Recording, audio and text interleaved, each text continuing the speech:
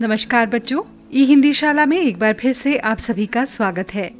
आज की वीडियो में हम जानेंगे पाठ कामचोर से शब्दार्थ, एमसीक्यू प्रश्न तथा प्रश्नोत्तर। तो वीडियो के अंत तक अवश्य बने रहिएगा ताकि पाठ की संपूर्ण जानकारी आप तक पहुंच सके। तो चलिए शुरू करते हैं आज की कक्षा। सबसे पहले शब्दार्थ। पहला शब्द है वाद विवाद, जिसका अर्थ होता है बहस। कामचोर यानी कि आलसी, ऊधम मस्ती को कहते हैं, ख्याल यानी सोच, दबैल जो किसी से दब जाता हो या दब्बू, घमासान यानी भयानक मारकाट, हरगिज इसका अर्थ होता है बिल्कुल, फरमान यानी राजा की आज्ञा, दुहाई कसम को कहते हैं और मिसाल का अर्थ होता है उदाहरण, तनख्वाह यानी पगार या वेतन, हवाला उल्लेख करने या फिर उदाहरण देने को कहा जाता है।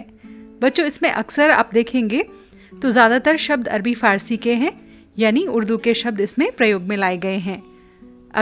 याचना का अर्थ है प्रार्थना, फर्शी यानी कि फर्श पर बिछी हुई, धुआंधार यानी कि जोरदार या फिर धुएं से भरा हुआ, अटना यानी कि भर जाना, बेदम बिना दम के, सीके तीलियों को कहा जाता है, घमासान का अर्थ होता है घोर यानी कि बहुत ज्यादा, ठूसम ठास धक्का मुक्की को कहेंगे, और कुमक माने बुलावा देना, पीठ दिखाना यानी कि डर जाना, धींगा मस्ती धक्का मुक्की को कहा जाता है, और लथपथ का अर्थ होता है भरा हुआ यानी किसी चीज से सना हुआ या भरा हुआ।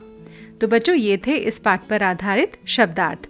तो चलिए अब लेते हैं आपकी परीक्षा, करते हैं कुछ बहुविकल्पीय प्रश्न यानी एमसीक्यूज। देखते हैं आपने पाठ को कितना समझा, कितना जाना। सबसे पहला प्रश्न है, कामचोर कहानी के लेखक कौन हैं? हरिशंकर परसाई, निर्मल वर्मा, इस्मत चुगताई या फिर जया जादवानी? बहुत ही सरल सा प्रश्न है, आइए उत्तर देखते हैं। इस्मत चुगताई।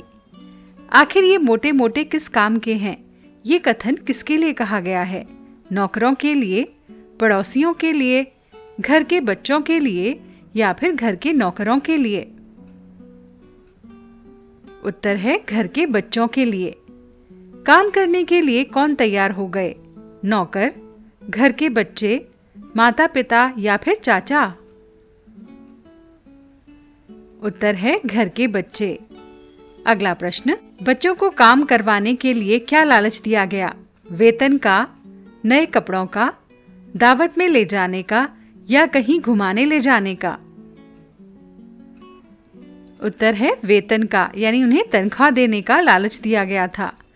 बच्चों ने कहां झाड़ू लगाने का फैसला किया?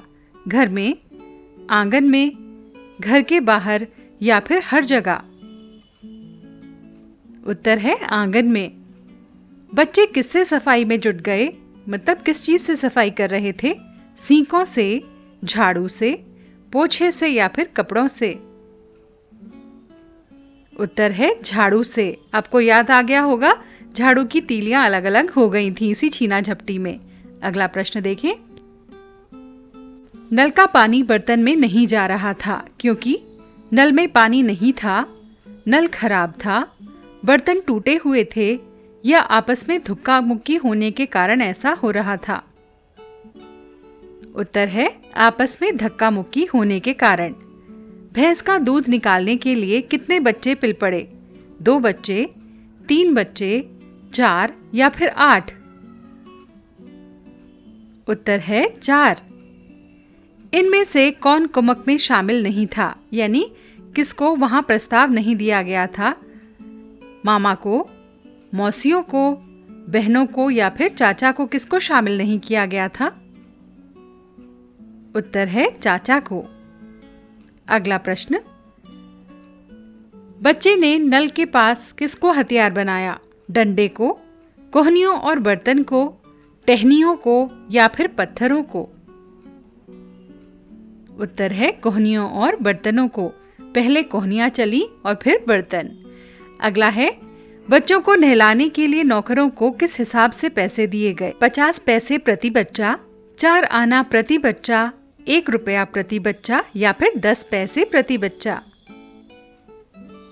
उत्तर है 4 आना प्रति बच्चा, यानी हर बच्चे को नहलाने के लिए 4 आने दिए गए। हज्जन की माँ किससे मुंह ढककर सो रही थी? चादर से, दुपट्टे से, साड़ी से या फिर रूमाल से? उत्तर है दुपट्टे से।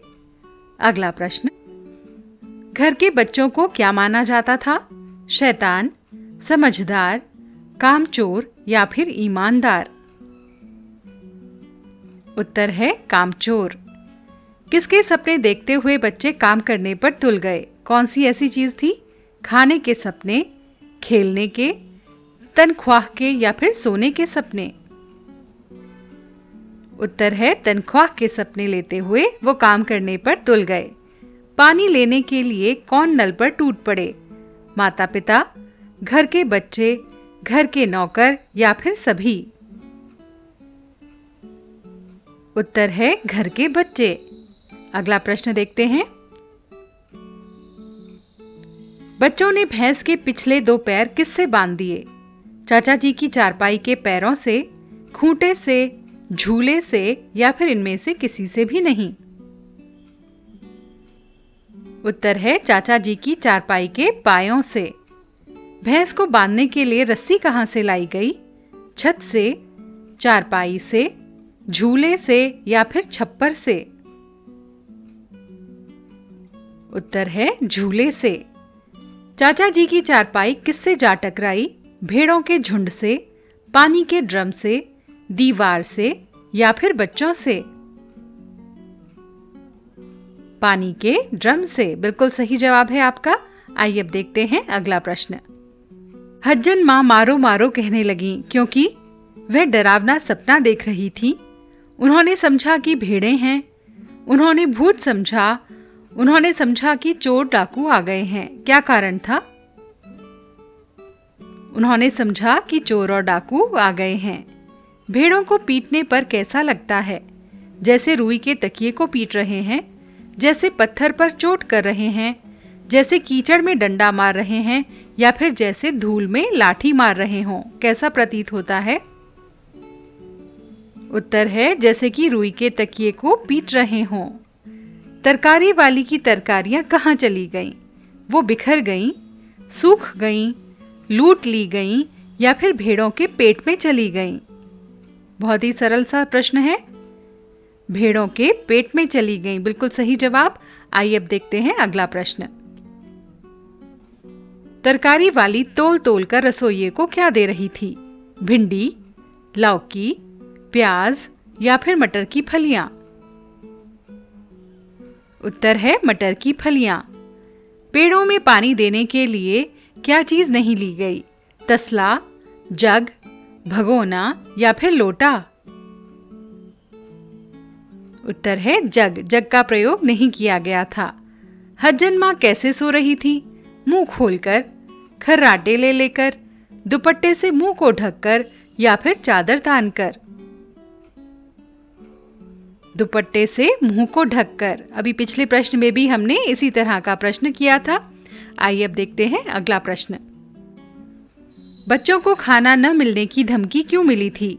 काम न करने के कारण, काम करने के कारण, स्कूल न जाने के कारण या फिर पढ़ाई न करने के कारण?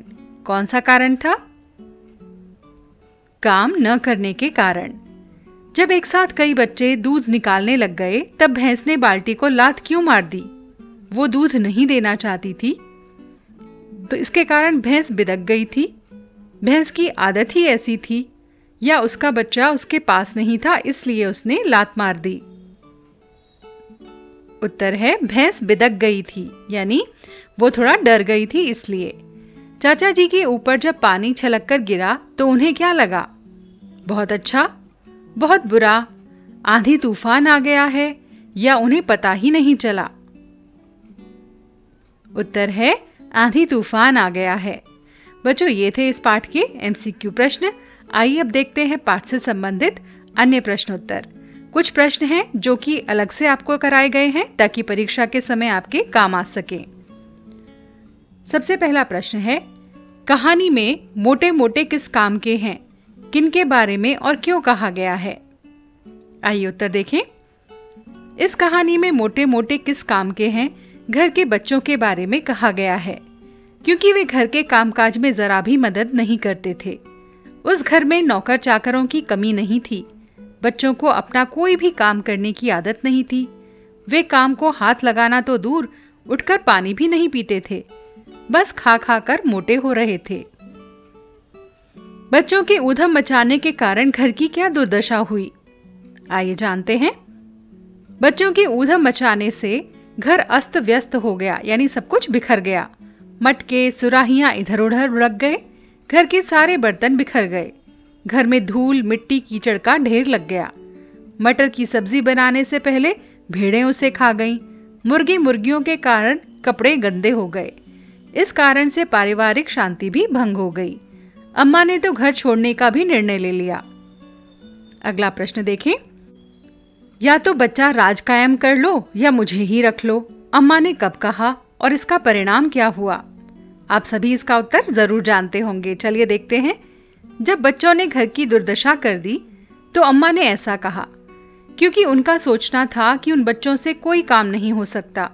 वे बिना वजह ही गंदगी फैलाएंगे।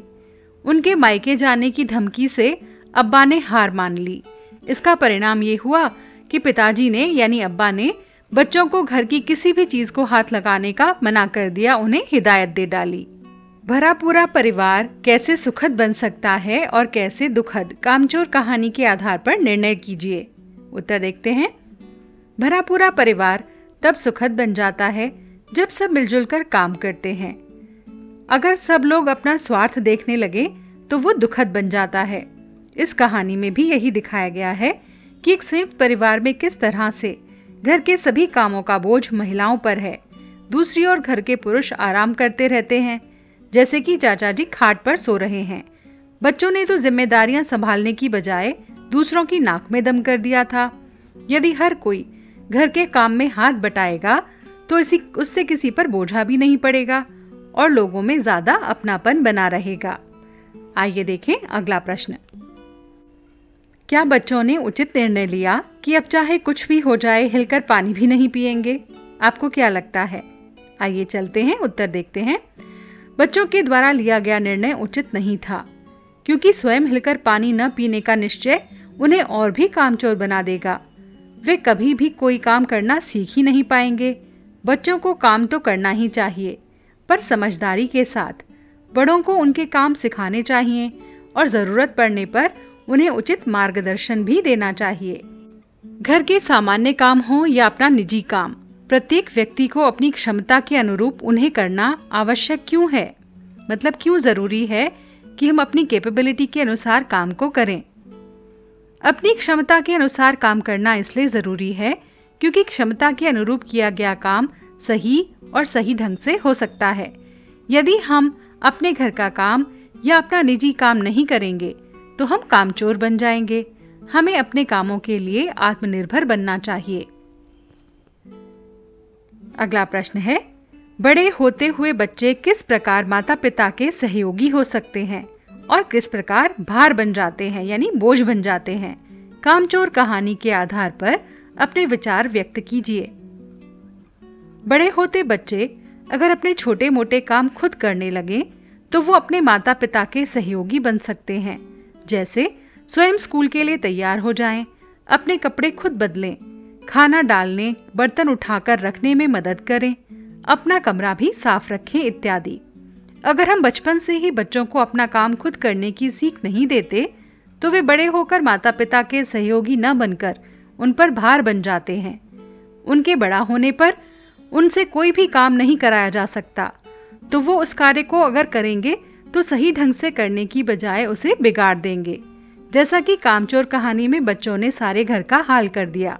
इसीलिए बच्चों को उनकी सुविधा के अनुसार, स्वभाव के अनुसार, उम्र और रुचि को ध्यान में रखते हुए उनसे काम करवा लेने चाहिए, जिससे कि बचपन से ही उनमें काम के प्रति लगन और रुचि जगाई जा सके।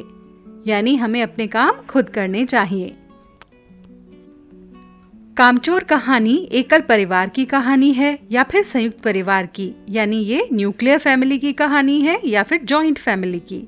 इन दोनों तरह के परिवारों में क्या क्या अंतर होते हैं, आइए जानते हैं। कामचोर कहानी संयुक्त परिवार की कहानी है, क्योंकि कहानी में बुआ, मामा, चाचा और ढेर सारे बच्चे दिखाई देते हैं। इन दोनों में अंतर है। एकल परिवार में यानी कि सिंगल वाली जो फैमिली, न्यूक्लियर फैमिली होती है, उसमें सदस्यों की संख्या 3 से 4 होती है। माता पिता और बच्चे होते हैं। संयुक्त परिवार में सदस्यों की संख्या ज्यादा होती है, क्योंकि उसमें चाचा चाची, ताऊ ताई, माता पिता, बच्चे सभी होते हैं। एकल परिवार में सारा काम हमें अपने आप करना पड़ता है, जबकि संयुक्त परिवार में सभी लोग मिलजुल कर काम करते हैं। एकल परिवार में जीवन के सुख दुख हमें अकेले ही झेलने पड़ते हैं। इसके विपरीत संयुक्त परिवार में सभी लोग मिलकर जीवन के सुख दुख को बांट लेते हैं, उनका सामना करते हैं। अगला प्रश्न, इस कहानी से हमें क्या शिक्षा मिलती है? इस कहानी से हमें ये सीख मिलती है कि माता पिता का कर्तव्य है कि बच्चों को बचपन से ही थोड़ा थोड़ा काम करने की आदत डालें, तभी वे बड़े होकर काम को कुशलता से करने के लायक बनते हैं। इस कहानी के आधार पर तो यही कहा जा सकता है कि बच्चों को समय रहते हर काम को करने के लिए उत्साहित करते रहना चाहिए, वरना बच्चे उसी प्रकार से आलसी और निकम्मे हो जाएंगे, जैसे कि इस कहानी में देखा गया है। आइए अब एक प्रश्न करते हैं भाषा की बात से।